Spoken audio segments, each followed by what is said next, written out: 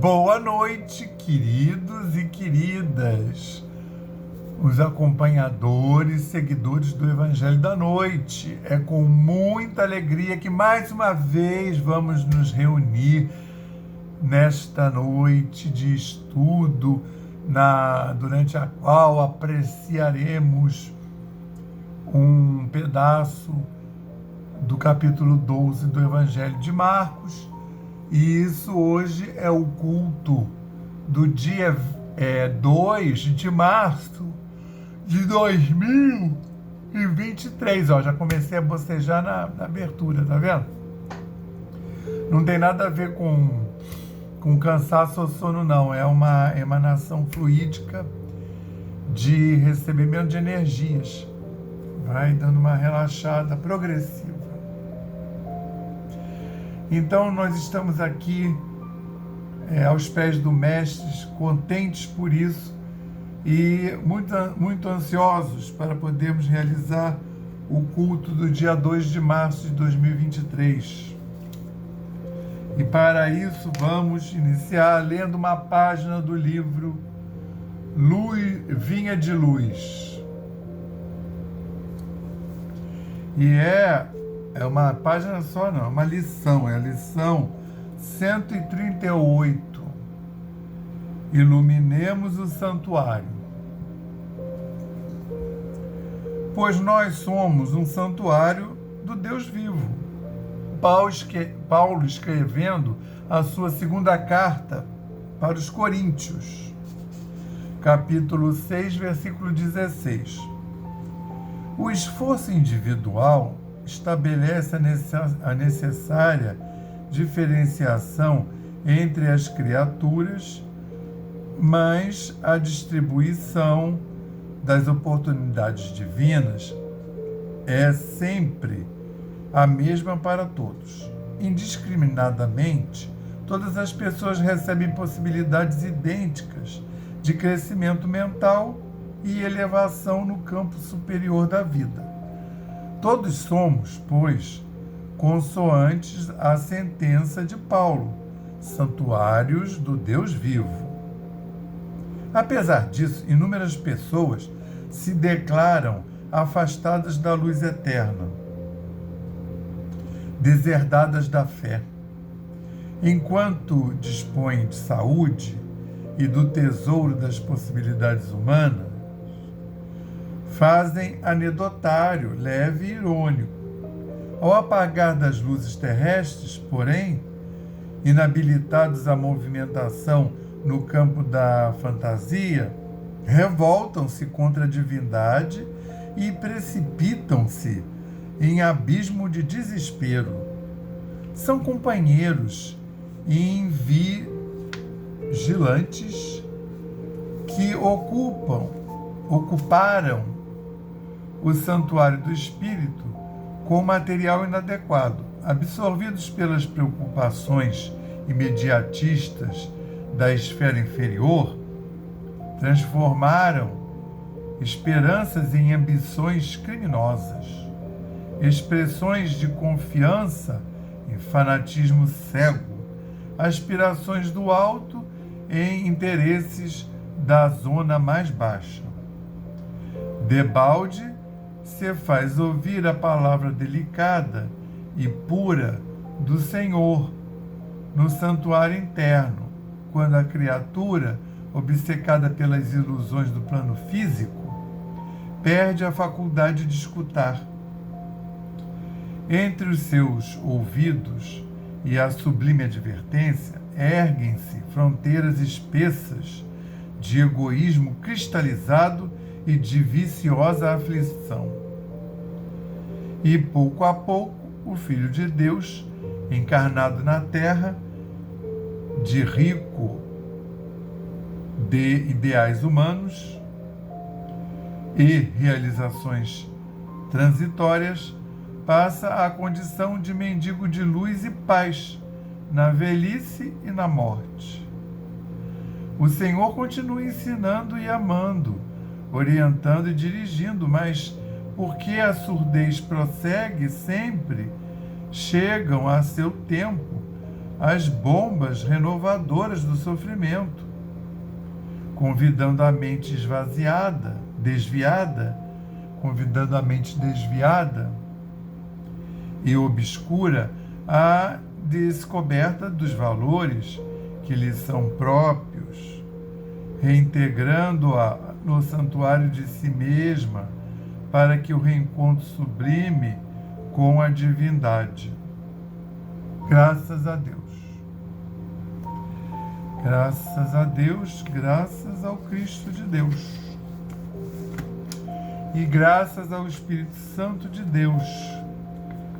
E graças ao nosso patrono São Francisco de Assis. Graças às egrégoras da Aliança da Fraternidade e do Evangelho da Noite. Graças aos nossos queridos amigos espirituais, guias, protetores e anjos guardiões, ou guardiãs, que tanto nos envolvem e que também comparecem juntamente com a egrégora do Evangelho da Noite para realizar esse culto no lar, que é o Evangelho da Noite, na paz e no amor do Senhor, agora, hoje e sempre. Graças a Deus, Senhor Jesus. Dá-nos a permissão para dar para o inicial do Evangelho da Noite, dizendo o lema da nossa casa, paz e fraternidade. E o lema de Francisco, paz e bem, graças a Deus. Ai, gente.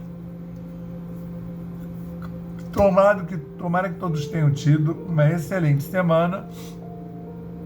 Essa semana que se passou, né, foi aquela pós-carnaval, então, do culto de quinta passada, que foi 23, para hoje, dia 2 de março, que vocês tenham tido uma ótima semana, revigorante, e que nós agora, durante esse culto, possamos comungar de vibrações maravilhosas que nós vamos, né, chamar para o nosso lar e também recebê-las da melhor maneira possível.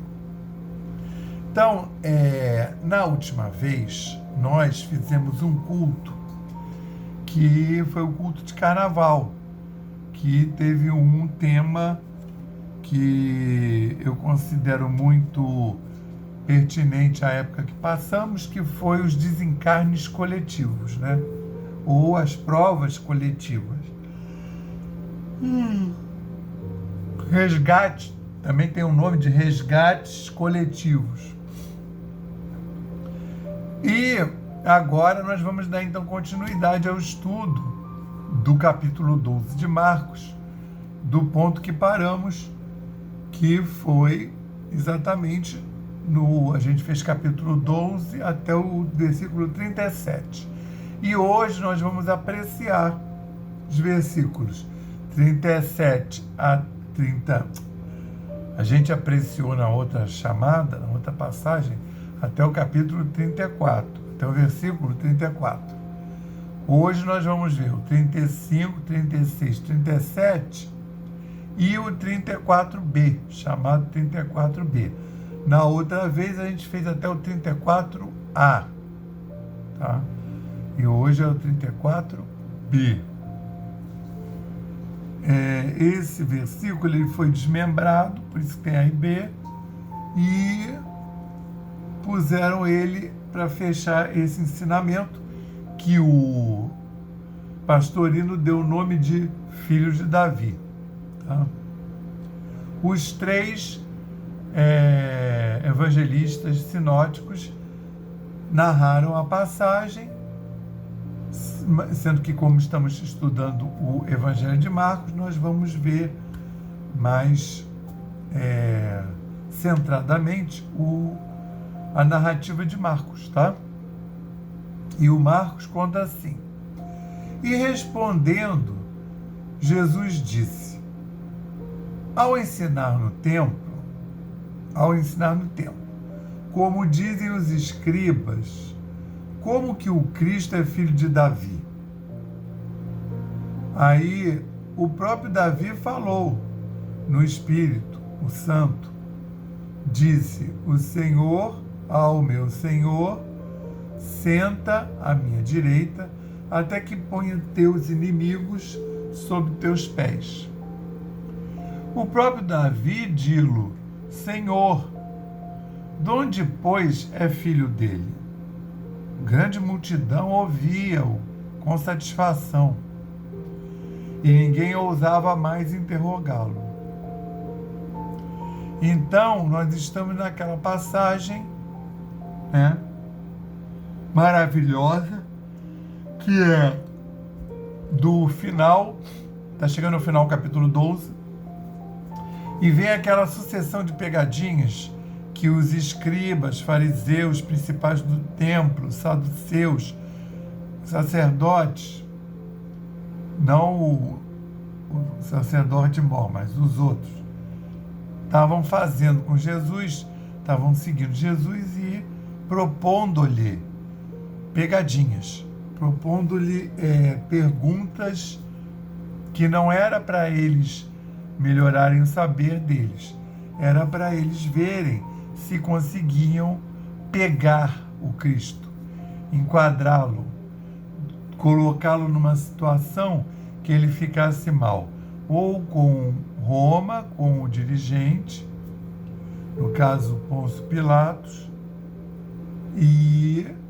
ou então com os principais do templo, os sumos sacerdotes, enfim, com o templo, que equivalia a dizer com a etnia judaica, porque, como vocês sabem, né, o judaísmo ele é uma nacionalidade, ele é uma religião, ele é uma etnia e ele é um povo.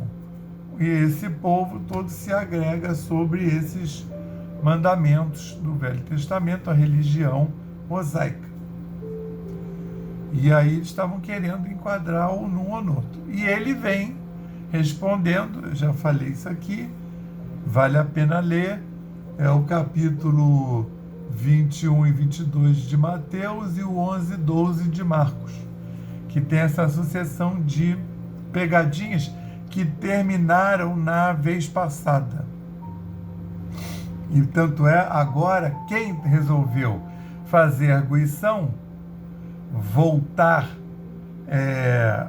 essa estratégia contra os que não são seguidores, são perseguidores, é Jesus. Aí Jesus, quer ver?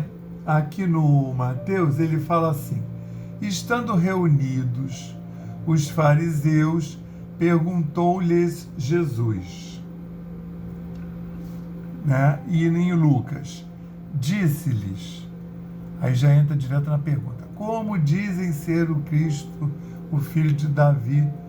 Então, na verdade, eles estão vindo, estava todo mundo lá reunido, aí fizeram a última proposta, que o Cristo vem respondendo belamente, né? Ou com uma frase reflexiva, filosófica, ou com uma parábola,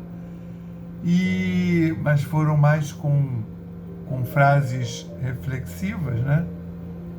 E aí eles já tinham usado todo o arsenal de pergunta deles, que ao longo desses capítulos que eu estou falando, que é o que a gente vem estudando ultimamente, e ora eram os saduceus que faziam a pergunta, aí ele respondia, aí vinham os fariseus, aí vinha os discípulos dos fariseus, aí vinha os neófitos da classe sacerdotal. Eles foram alternando para ver se pegavam o Cristo, não conseguiram pegar.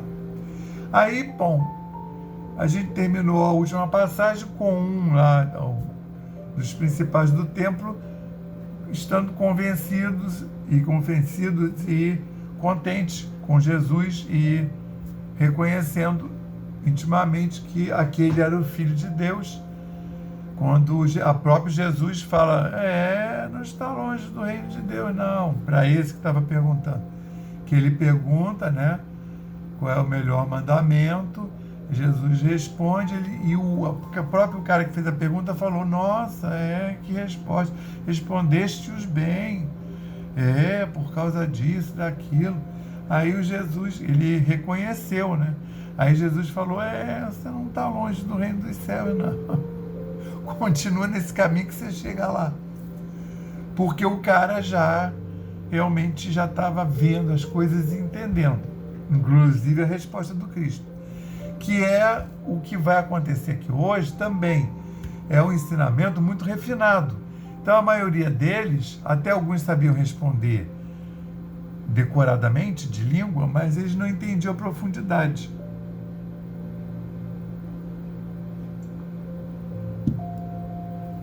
Então, por isso que o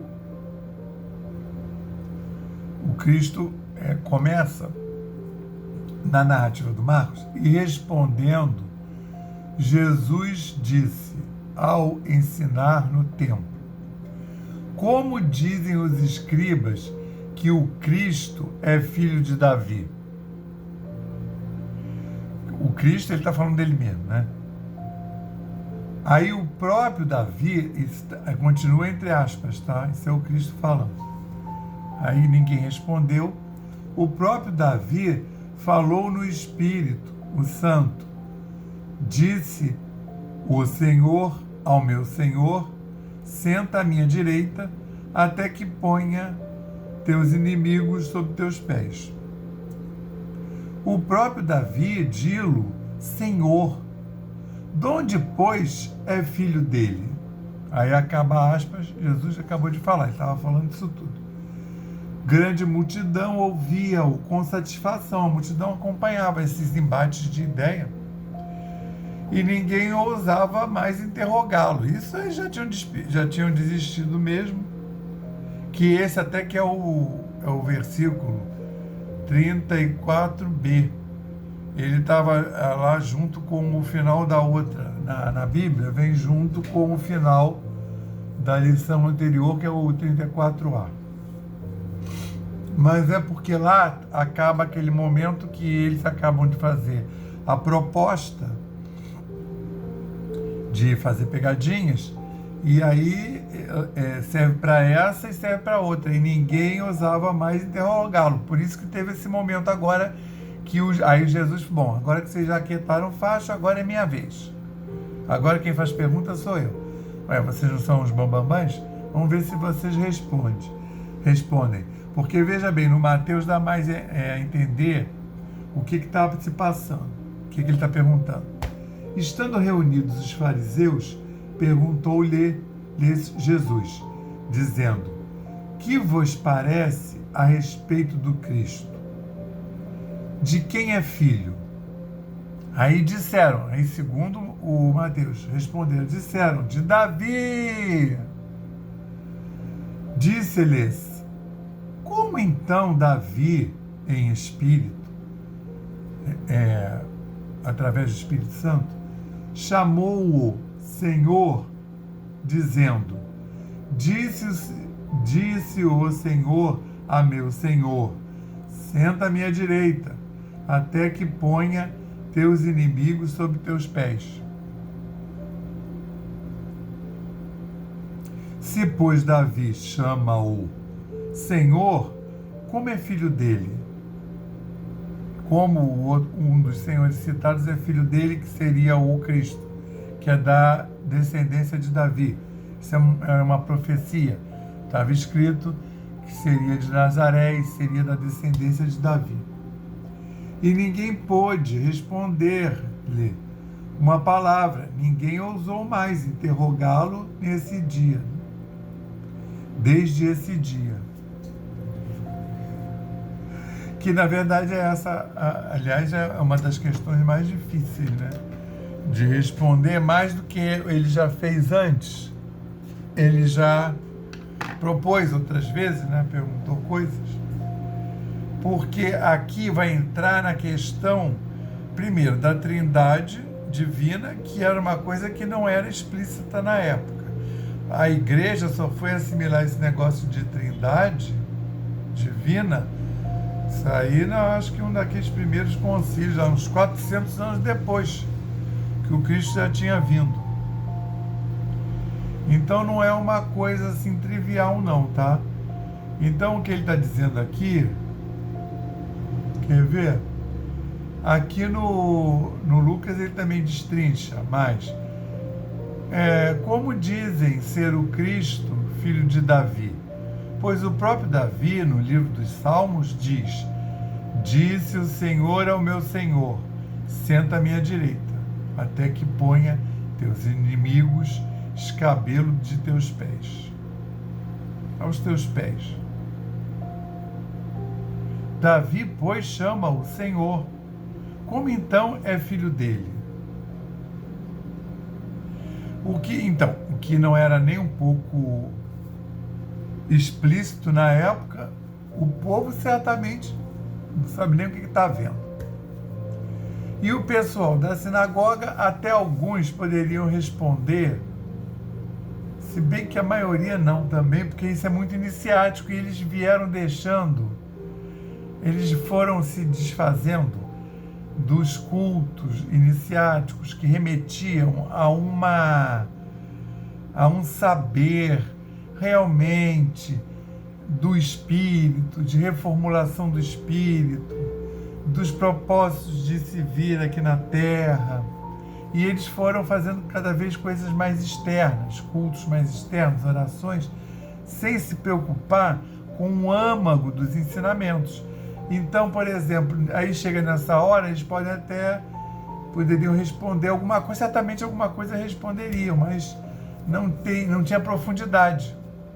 E o Pastorino diz que isso só começou a ser resgatado através dessas sociedades ocultas, né, ou não tão ocultas, tipo Rosa Cruz, maçonaria, teosofia, que foi trazendo de novo esse saber espiritual da tríade, né, divina, do Pai, do Filho e do Espírito Santo.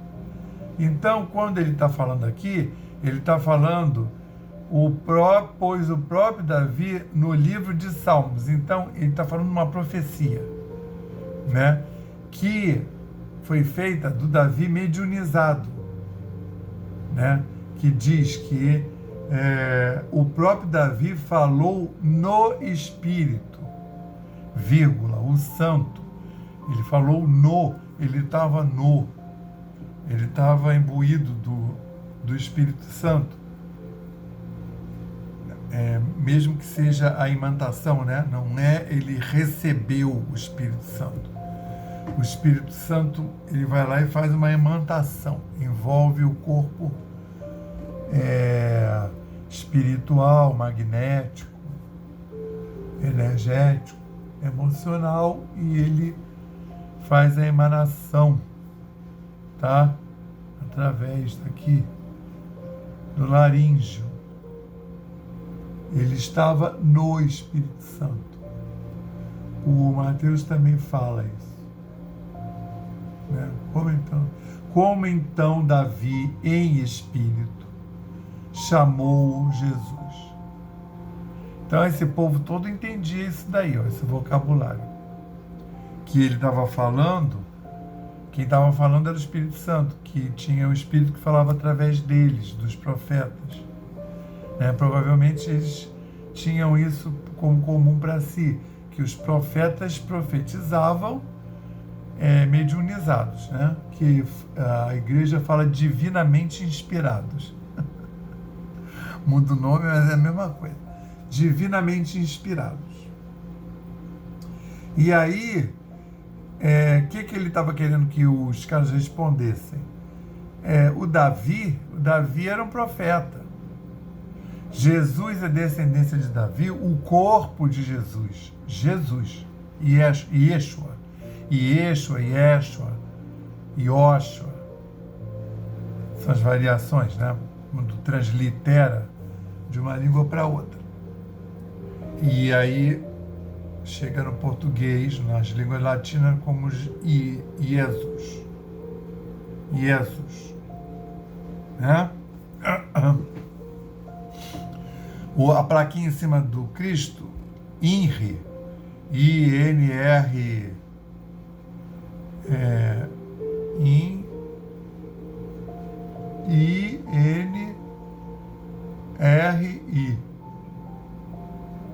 INRI, é justamente Jesus, Rex Nazarenos, Rei dos Nazarenos, quer dizer, em português, Jesus Nazarenos, Jesus de Nazaré, Jesus e Nazareno, Rex e Iuda, rei dos judeus. E esse aí, o corpo, é a personalidade que a gente conheceu. Mas ali dentro, o que animava, dentro não, né? Que animava aquele corpo, Jesus envolvendo o planeta todo. O que animava aquele corpo ali era uma individualidade crística, um espírito crístico, tá? Esse espírito crístico que nos preside até hoje. E aí, o Davi vai ser um antepassado do Jesus, que o anjo diz, quando ele vier para Maria, coloca o nome de Yeshua. Aí, essa personalidade encarnada, que todo mundo conheceu, tocava, apertava, né? O pessoal tinha uma intimidade danada com o Cristo.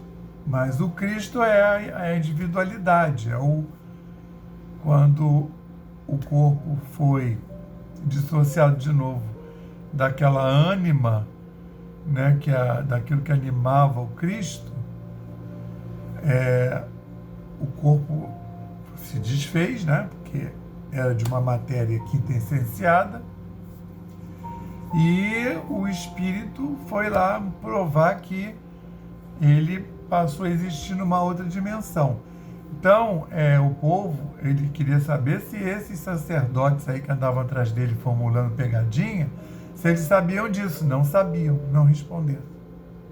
E isso aí tem os fariseus e tem os saduceus, hein? Os saduceus eram da classe de sacerdotes. Tá entendendo? Não sabiam. Que é o seguinte, aí o Davi, aí fala lá, né? Que o próprio Davi falou no Espírito Santo, tomado do Espírito Santo. Disse o Senhor ao meu Senhor, senta à minha direita. Então, o Senhor Pai, o Davi narrando, aí diz, mediunizado, aí diz, o Senhor Pai, diz ao Senhor, ao meu Senhor, Cristo, senta à minha direita até que ponha teus inimigos sob teus pés. O próprio Davi dilo, Senhor, donde, pois, é filho dele? Como é que o Cristo veio depois, que veio de Davi, né? Como é que pode ser filho, né, de Davi, neto, tataraneto? Então a resposta era, Davi, quando ele fala, que ele está narrando, ele fala que o Senhor, o Lord, né, o Deus, uma das faces de Deus, Deus Pai, fala para o meu Senhor Cristo, o Filho de Deus, Deus também, a manifestação Filho de Deus. O Davi sabia o que ele estava falando, até porque quem estava falando era a terceira manifestação de Deus que ele estava falando, como aí mesmo diz, falou no Espírito, vírgula, o Santo, não foi qualquer Espírito. Então, ele queria que eles dissessem, Davi estava tratando das três faces de Deus e estava se referindo com um vocabulário tosco da gente, ainda mais que era aramaico, piorou. Ele falou que o Senhor, Deus Pai, diz ao Senhor, que vai ser minha descendência, o Senhor Jesus Cristo, Filho, senta-te à minha direita. E quem está falando isso é o Espírito Santo, que é a terceira. Não são três deuses, não. São três faces de Deus. Três apresentações, né? O Deus Pai, como o próprio Cristo disse, nunca ninguém viu, né? Da terra. Ele falou isso na terra para o povo daqui. Então, o Deus Pai nunca ninguém viu. Só quem viu fui eu. Ou o que ele quer dizer é o seguinte: só quando você for um espírito crístico, você vai ver a Deus. Através da sua onipresença, onisciência e da sua oniconsciência. Onisciência, onipresença e onipotência. Então você vai se assenhorar dessas qualidades e aí você vai ver a Deus, mas não é com esses olhos que nós temos. Você vai ver na fusão com o Cristo cósmico universal. Na junção do seu Cristo interno, a sua mônada, a sua centelha divina com o Cristo cósmico universal. Antes que isso se dê, você vai poder representar essa face de Deus na Terra para os seus irmãos, através da manifestação do Espírito Santo.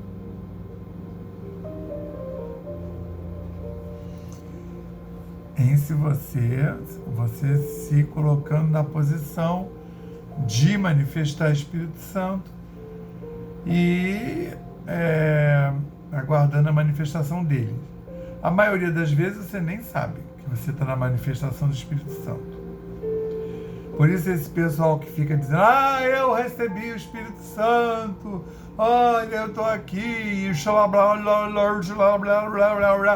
a maior probabilidade é que esse povo esteja recebendo até um espírito zombeteiro, tá? Porque quem está agindo no Espírito Santo, né, a pessoa é de uma sintonia tão sutil que a pessoa nem sabe. A pessoa vai fazer o bem lá, vai encontrar uma pessoa na rua, vai ser útil a ela. A própria pessoa que está fazendo bem, ela nem sabe a profundidade daquilo. O outro que está recebendo é que está sabendo. Ele está embasbacado e muito agradecido de estar recebendo aquele auxílio. Ele sabe que ele está recebendo muito, mas quem está dando não sabe que está dando muito. Até porque, se você está na graça, você está sintonizado, você não vai ficar tendo esses insights. Ai, nossa, que coisa fantástica que eu estou fazendo, hein? Nossa, eu sou muito bom mesmo, hein? Se você pensou isso, tá aqui, ó. Você está recebendo, é um espírito que está aqui na Terra. Melhor rezar para ele. Aproveita que está no Evangelho da Noite, reza para ele. Para ver se ele segue lá o caminho dele. Entende? Então, aliás, vou te contar, hein? Esse povo aí dessa época não sabia disso, não era novidade. O Espírito Santo estava fazendo, o Cristo estava fazendo teste. Mas continua não sabendo, hein? Esse negócio aí, para a maioria das denominações cristãs, não sei se tem esse seminário lá na Igreja Católica, na Pentecostal, neopentecostal.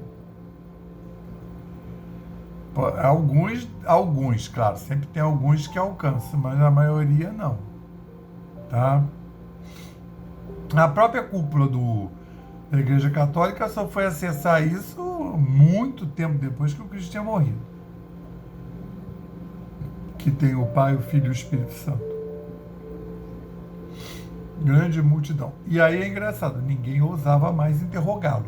Então agora ele vai começar uma série de eventos que ele vai propor coisa para esse povo que segue ele, que é uma maneira de chamar a atenção para eles estudarem isso, para eles ficarem com a pulga atrás da orelha, e isso chegar até hoje e a gente está aqui estudando isso.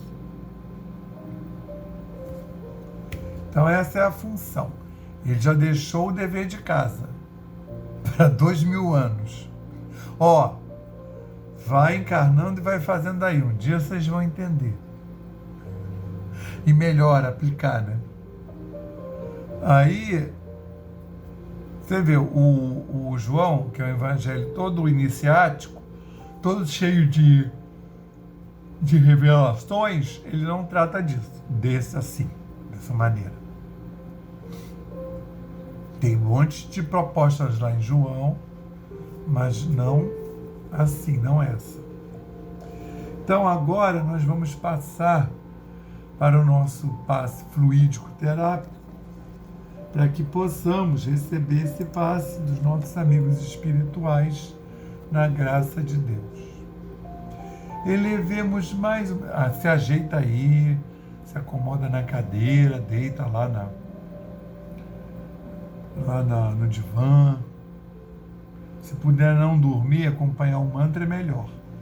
Elevemos mais uma vez os nossos pensamentos ao Pai e confiemos. Mas se dormir também está valendo.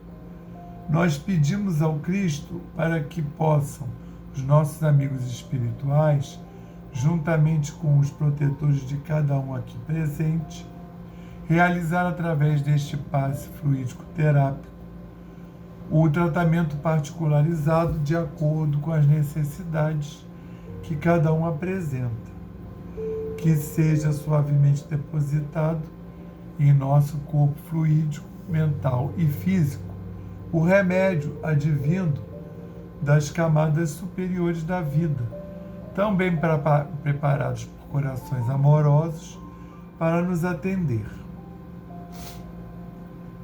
Rogamos ainda que os benefícios deste passe se estendam aos nossos lares, envolvendo de forma carinhosa nossos familiares, parentes e amigos, proporcionando-lhes igualmente tratamento eficaz.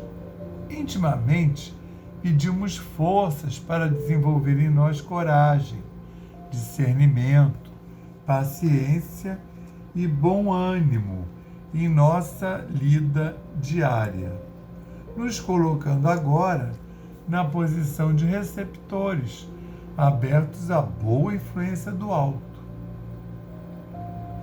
Isso é muito importante, né? Nos colocarmos na posição de receptores. Dá essa abertura para que o mundo espiritual age em nossos chakras, em nosso ambiente físico, alentando a nossa consciência de que somos seres oriundos e viventes no universo de Deus. Agradecemos a nossa coexistência com o nosso próximo e a atual reencarnação que nos colocou em contato com os elementos indispensáveis às nossas necessidades de evolução, rogando inspiração para que possamos aproveitar a oportunidade da mesma para exercitar o perdão e a busca sincera pela harmonização íntima, sem deixar de atender aos reclames da lei de progresso e evolução.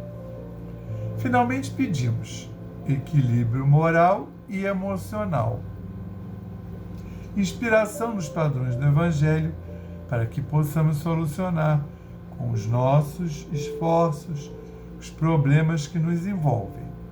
Resignação positiva sem estagnação. Compreensão para agir com amor, ação, sem ser subserviente. Proteção, forças para manter a vigilância e disposição para realizar a nossa reforma maior, graças a Deus.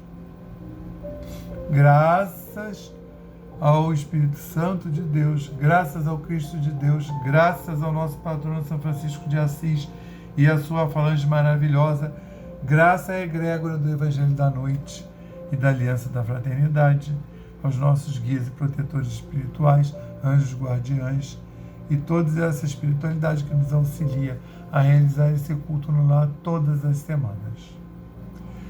Gostaríamos, Senhor, de agradecer tudo que recebemos e rogar para que possamos mandar uma humilde colaboração para a transição planetária, Senhor, para o envolvimento dessa humanidade encarnada e desencarnada.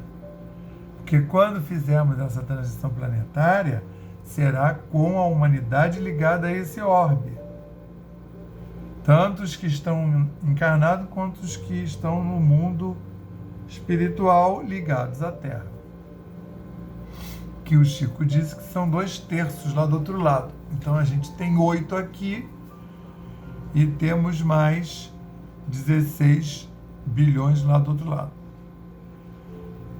Também queríamos rogar, Senhor, para o envolvimento de todos esses líderes espirituais e também os materiais. Aliás, né? Não vou dizer nem principalmente não, porque os dois são importantes. Eu venho pedindo envolvimento dos líderes espirituais porque eles estão sendo assediados, porque eles estão passando por provas. Então, muito envolvimento aos líderes espirituais, para que eles possam ser amparados. Nós outros que fazemos cultos, que dirigimos casas espíritas, religiões, e aqueles que estão na posição de mando, né, de governar uma cidade, um país, imagina um país, um Estado. Então, que todos possam ser abundantemente envolvidos para serem mais ditosos nas suas resoluções e escolhas. Agora vamos fazer 30 segundos de silêncio para colocarmos em casa as nossas intenções, né? As nossas demandas. Graças a Deus. Todo mundo aí sintonizado nas suas próprias demandas.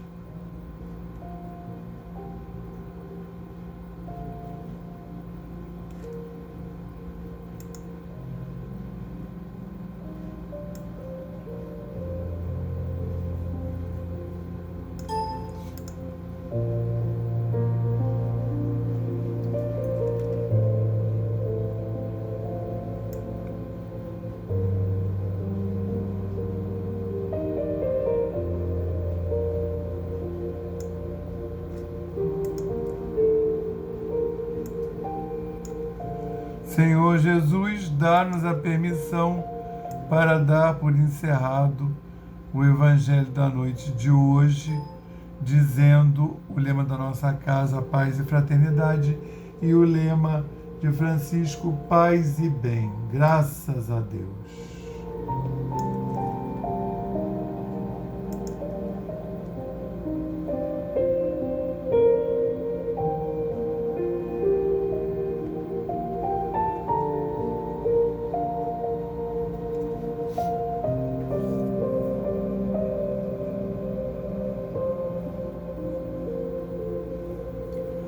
Dá-nos uma boa semana.